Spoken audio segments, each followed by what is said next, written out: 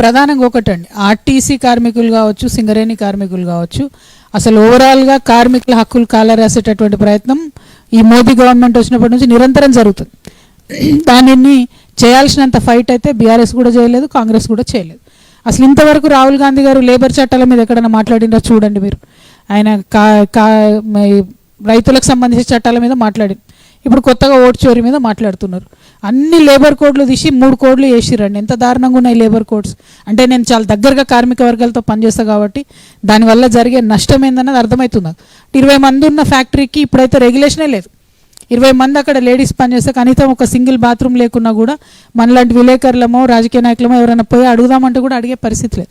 ఎందుకంటే హక్కే లేదు, తీసేసిరు. అయినా కూడా ప్రధాన స్రవంతి పార్టీలు ఎవరం కూడా మాట్లాడలేదు. అందులో నేను కూడా ఉన్నా, ఎవరం కూడా మాట్లాడలేదు. అక్కడక్కడ మేము మాట్లాడేటట్టు మాట్లాడడం కానీ ఆ వాయిస్ బయటికి రాలేదు, ఉద్యమం జరగలేదు, అవి మారలేదు. రైతు చట్టాలు ఎట్లయితే మారినాయి ఉద్యమాలతోని, కార్మిక చట్టాలు మాత్రం మారలేదు. ఇక సిపిఐ సిపిఎం పార్టీలు వాళ్ళు అప్పుడప్పుడు చేసినంత చేసిరు, వాళ్ళ కాలేదు. దేశవ్యాప్తంగా బంద్ చేసినా కూడా మార్పు అయితే రాలేదు. సో వీటి మీద ఆర్టీసీ అయినా ఏదైనా తప్పు ఎవరిదున్నా సఫర్ అవుతున్నది మాత్రం కార్మికులు. వాళ్ళకైతే పరిష్కారం రావాలి, దానికోసం ప్రయత్నం చేస్తాం. అంటే ప్రధానంగా ఒకటండి, అసలు లోకల్ బాడీ ఎన్నికలు ఎప్పుడు వస్తాయన్న విషయం ఎవరికి అర్థమవుతలేదు. వచ్చినప్పుడు తప్పకుండా జాగృతి ఏదైనా నిర్ణయం తీసుకుంటే ప్రకటిస్తాం. మీరు అన్నట్టు ఫిరాయింపు ఎమ్మెల్యేలను ఇప్పుడే ఇంకా మేము చెప్పలేం, ఇంకా 2 నెలల సమయం కావాలని నిన్ననే స్పీకర్ గారు కూడా సుప్రీంకోర్టులో మళ్ళీ అప్పీల్ చేసినారు. అంటే సాగదీసేటటువంటి ప్రయత్నమే ప్రభుత్వం చేస్తుంది తప్పితే మరి వాళ్ళను కంప్లీట్గా రెసిగ్నేషన్ చేపించి కాంగ్రెస్లోకి తీసుకుందామనే ప్రయత్నం కూడా చేయడం లేదు. జూబ్లీహిల్స్ ఎన్నికల్లో మాకు సంబంధం లేదు. జూబ్లీహిల్స్ ఎన్నికల్లో జాగృతి ఎటువంటి స్టాండ్ కూడా తీసుకోవడం లేదు. డెఫినెట్గా అండి, ఫీ రియంబర్స్మెంట్ మీద మీరు చూసి ఉంటారు. నేను ఒక్కదాన్నే కౌన్సిల్లో బలంగా నిలదీస్తే సీఎం గారు నేను ఎవ్రీ మంత్ పే చేస్తాం ఫీ రియంబర్స్మెంట్ అని మాట ఇచ్చిండ్రు. కానీ ఆ తర్వాత ఆ మాట కూడా స్కూల్స్ కాలేజీలు అన్నీ బంద్ పెడతామంటే 600 కోట్లు రిలీజ్ చేస్తాం, మళ్ళీ అది క్లోజ్ చేసింది. ఇప్పుడు వీళ్ళు స్కూల్స్ కాలేజీలు అన్నీ కలిసి 10 లక్షల మందితో హైదరాబాద్ నగరాన్ని నింపుతాం, కవాతీ చేస్తాం అంటున్నారు. అట్లాంటిది ఏదన్నా ఉంటే తెలంగాణ జాగృతి ముందు వరుసలో ఉంటుంది.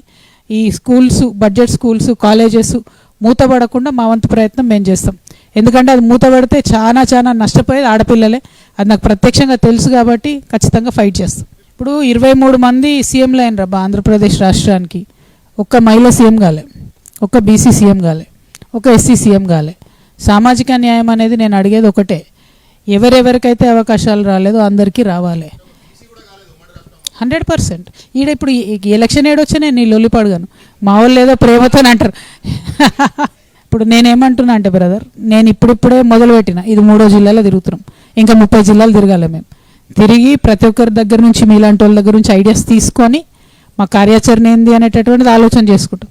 మాకు ఒకసారితో క్లారిటీ రాకపోతే 2 సార్లు తిరుగుతాం తెలంగాణలో. పాయింట్ ఏంటంటే పర్మనెంట్ సొల్యూషన్ వెతకాలి, అంతేగాని హడావుడు పడిపోయి రేపు పొద్దున్న కల్లా ప్రకటన చేసి ఎల్లుండి వెనక్కి తీసుకొని అటువంటి ఆలోచన లేదు. సో చాలా సీరియస్గా అదే ఏం చేయాలి భయ్, అది కాంగ్రెస్ పార్టీ మార్కు రాజకీయం. అది నేను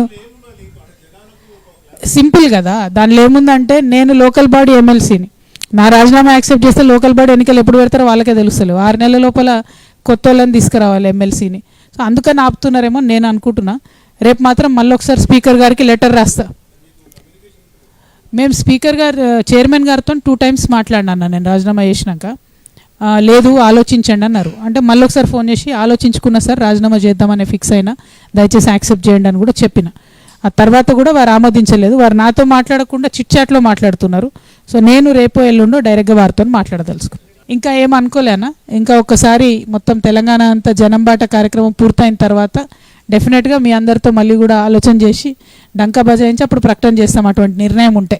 మా మాజీ సహచరుల బీఆర్ఎస్ వాళ్ళని ఫస్ట్లో అట్లే అంటారు. ఫస్ట్ కేసీఆర్ సార్ పార్టీ పెట్టినప్పుడు కూడా అందరు అదే అన్నారు, వీళ్ళ బాణమని వాళ్ళు అంటారు, వాళ్ళ బాణమని వీళ్ళు అంటారు, అవన్నీ నడుస్తూనే ఉంటాయి. మేము వేళ్ళు అనుకునేదాకా ఈ విమర్శలు వస్తుంటాయి. నేను తెలంగాణ ప్రజల బాణం అన్నాను, అదేముంటుంది నా సింపుల్ లాజిక్. అది ఏమో తెలియదు బ్రదర్ ఎంత సమయం పడుతుందో. కాకపోతే ఈ మధ్య అన్ని ఇన్స్టెంట్గా వస్తున్నాయి కదా, తొందరగా సామాజిక తెలంగాణ రావాలని నేను కూడా బలంగా కోరుకుంటున్నా. బీసీ రిజర్వేషన్ బిల్లు కానీ ముందు తొందరగా 2026లోనే వాళ్ళు కులగన్న చేస్తామంటారు కదా. సో వెంటనే బీసీ బిల్లు కూడా పాస్ అయితే చాలా సంతోషం. తర్వాత మా ఆడబిడ్డలది కూడా డీలిమిటేషన్ అయిపోతే మేము కూడా ఒక 69 మంది ఎమ్మెల్యేలం అవుతాం. సో ఇంకా సంతోషం. అట్లా ట్రెమెండస్ చేంజెస్ నెక్స్ట్ 3 ఇయర్స్లోనే మీరు చూసే అవకాశం కూడా ఉంది. చాలా చాలా మార్పులు అయితే జరుగుతాయి నెక్స్ట్ 3 yearsలో. Thank you. 100% జరుగుతుంది. ఎవరైతే దగాపడ్డ తెలంగాణ ఉద్యమకారులు ఉన్నారో వారందరినీ కూడా హక్కును చేర్చుకుంటాం. అమరవీరుల కుటుంబాలకు సంబంధించి ఏదైతే అందరికీ కాంపెన్సేషన్ రాలేదో వాళ్ళందరికీ కాంపెన్సేషన్ ఇచ్చేటటువంటి ప్రయత్నం చేస్తాం. సో ఒకటి ఎక్కడైతే ల్యాప్సెస్ జరిగినాయో అవన్నిటినీ కూడా కరెక్ట్ చేసేటటువంటి ప్రయత్నం జాగృతి నుండి చేస్తాం.